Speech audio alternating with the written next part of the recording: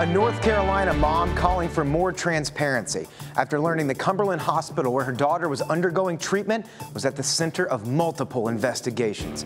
Good evening, I'm Jake Burns. Bill is off tonight. And I'm Candace Burns. New at 11, in a Problem Solvers investigation, our Laura French uncovers what led to one of the most serious citations at the New Kent facility and why the New Kent Sheriff's Office was called to the hospital just a couple of weeks ago.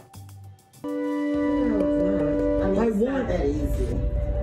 And that's fine. And guess what? You know what else wasn't that easy? For my daughter to be emotionally abusing me, have to drive 7 hours to get here. A heated exchange over obtaining medical records between Ashley Stewart and staff at the Cumberland Children's Hospital last month, after the North Carolina mom discharged her 15-year-old daughter, Hayden, just 2 weeks into her 6-month stay for an eating disorder at the New Kent facility.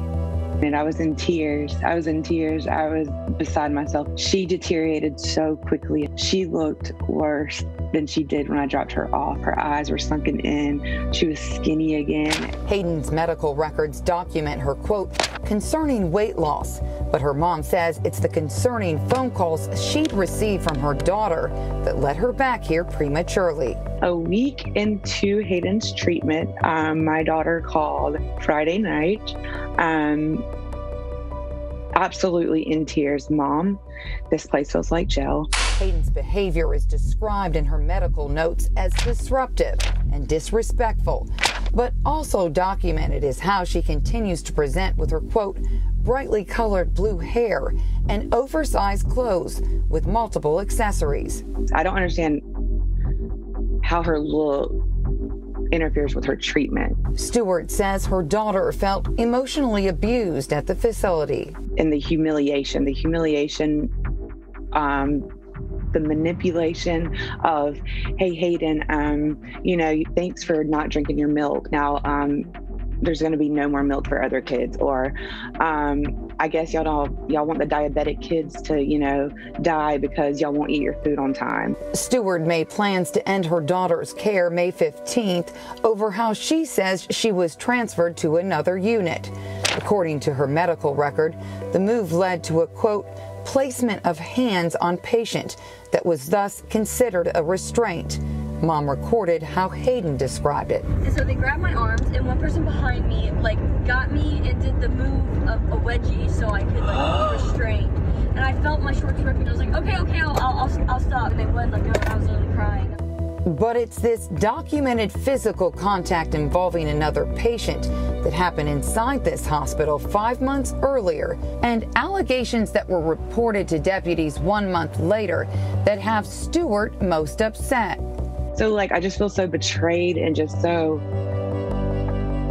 I'm furious, and I don't understand why this place has children in there. I'm actually terrified. It's terrifying. December 1st, 2020, in a federal assessment obtained by CBS 6 under the Freedom of Information Act, the Cumberland Hospital received an immediate jeopardy citation, the most serious deficiency issued by the Centers for Medicare and Medicaid Services. So immediate jeopardy is in a situation where we've identified that the potential exists for harm. And so there's a sense of immediacy that needs to be removed. Inspectors made the finding that wasn't abated until December 28th after 2 incidents of patients accessing an unlocked medication cart and crushing and snorting some of the medication. And after it was substantiated that a staff member grabbed a patient by the arms and shoved the patient into a chair and yelled at the patient. As CBS 6 has been reporting since last February, CMS pointed out that, quote, the facility has experienced multiple complaints of allegations of abuse by employees to patients in the previous months, which demonstrated a systematic failure by the facility to implement a sustainable plan in order to prevent the reoccurrent allegations of abuse. I'm absolutely livid that the Cumberland was even on the list of recommendations for my daughter. And I just feel like right now that our children are just being looked at as a dollar sign. Under the Freedom of Information Act, CBS 6 obtained this New Kent County Sheriff's Office incident report dated June 3rd that details a call for disorderly conduct.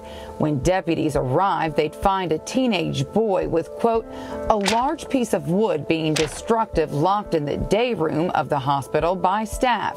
The child reported to deputies he, quote, exploded after he claimed he wasn't being properly medicated and that a nurse threatened to, quote, hit him over the head with a walkie-talkie if he approached her with the phone cord.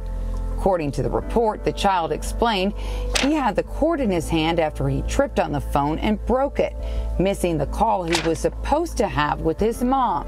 The report explains Cumberland, which just expanded its juvenile psychiatric care unit, tried to get the child transported to another mental health facility.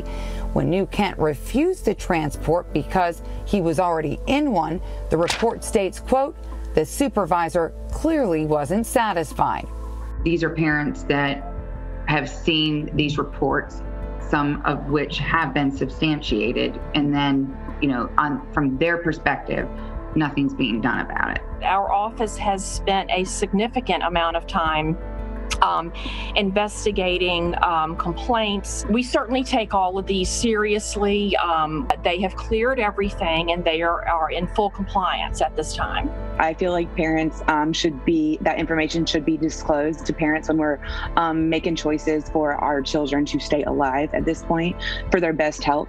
If I would have had this information disclosed to me, therefore I would have chosen a different route completely. CBS 6 reached out to the Department of Behavioral Health and Developmental Services about the June 3rd incidents at the hospital. They said, quote, DBHDS was not made aware of this incident and is in the process of reviewing it to determine if further action is warranted. Meanwhile, the hospital responded in part to our request for comment. Quote, Cumberland Hospital for Children and Adolescents addressed the survey findings raised by CMS in a satisfactory fashion. We are in full compliance with all requirements with our state licensing agencies. Cumberland maintains consistent and open communication with all regulatory agencies and look forward to deliver compassionate care to the individuals we are privileged to serve. Much more on WTVR.com.